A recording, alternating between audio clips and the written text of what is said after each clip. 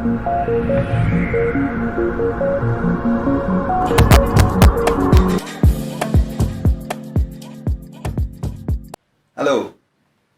my name is Patrick Bitature, and it's a pleasure to be here speaking to you again. Today I'd like to respond to some of the questions that have been sent to me, largely on social media, different platforms of social media. The first is, how do you start a business when you have very little capital? And the common number seems to be 1 million shillings or under. Well, nearly everybody who has succeeded in life did not wait to accumulate capital, did not wait to have the right team of people to support them.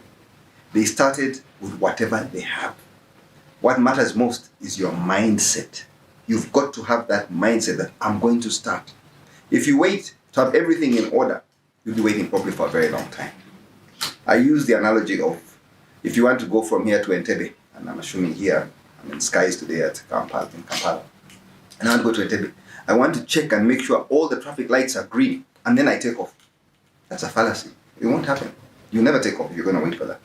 So you've got to have the right state of mind. Start with whatever little you have. I started with hardly anything. I was so fired up, so determined to start, and that's all that mattered. And you will have to borrow, you will have to beg, you shall not steal, and then you will start your little business. So with 1 million shillings, what would I do? In today's environment, not post-COVID really, but during COVID, there's so many avenues to look at. But I would say focus on trading. If you've got small amount of money, do something that you're buying and selling so that you always have your capital with you. Whatever you sell should be sold on cash, and you should be able to make a reasonable margin. Now, at the lower end of the pyramid, in the market where it is broad and people are not spending on commodities at a very high price, the margins are typically much higher. Let's say you're buying a Rolex. The guy who sells Rolex is working on a 50% profit margin. The guy who sells sumbusas or chapatis or bananas is working on a much higher percentage margin. So the question is, how do you keep rotating that so that your money grows as quickly as possible? The theory should be, how do I double my money as quickly as possible? You think in smaller cycles. Whereas the big industrialists, the Mokwanos of this world, they think in terms of years. I want my capital back in 3 years or in 5 years or in 7 years. People invest in property. They want their capital back within 9 years. That looks like the average. You can no longer get 3 or 4 years. But people who deal with small amounts of money, they want their money back in 1 day or in 2 days or in 1 week. We sell airtime. We rotate airtime on a daily basis. Work on 1%, but you want to sell every day. What can I do with that 1%? And that's how you manage your business. So don't be driven by just revenue or profitability. Look at that cycle. How quickly the rotation of money, that rotation, that speed at which money is moving. That is very important. So if you're going to buy produce and you say, I'm going to buy maize when the whole country, everybody harvests at about the same time, the price of the commodity collapses, you buy commodity worth 1 million shillings and you store it.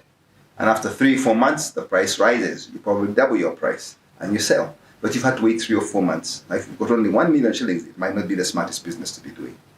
But if you're going to buy something in Chikubo, like cartons of soap at wholesale, and you're delivering and selling at retail, there you could make 30% profit. Because they don't realize that by buying a bar of soap wholesale at 3,000 shillings and selling it at 4,000 shillings delivered to somebody's home, the 1,000 shillings they don't realize is not so much money, but it's actually quite a high percentage.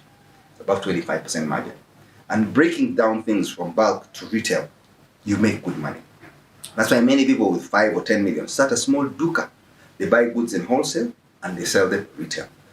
It's a lot of hassle doing retail, but it's worth it because in every commodity you're making a decent margin.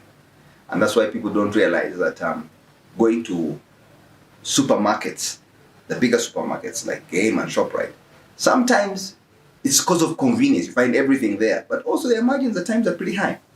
And then the smaller shops, the dukas, who should be more convenient because they are nearer, the difference is because their prices are also a bit high. So do you go to Chikubo and buy every time? When you want to buy a bar of soap or you want to buy toothpaste, you buy a whole carton and then keep it? No, it's convenience, being able to break this down. And that's where these people make a margin. So look for small areas where you have a captive market, a niche area, and you invest your money. Avoid giving credit, especially when you've got little capital. Do not give credit. It must strictly be cash. And it's those who have got the comfort of deep pockets that should be able to extend credit. Try and make sure your trade cycle is as quick as possible. You are rotating your money very quickly on a small cycle.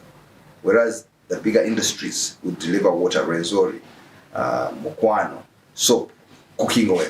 Those can stay a lot longer. People supply the government big orders. They wait for 90 days before they are paid. It's okay because their cycle is, they can only have 3 or 4 cycles in a year. Whereas you're having 360 cycles in a year. And that's where your money is. So grow your money using your little capital. And it's all about discipline, and cash flow is key.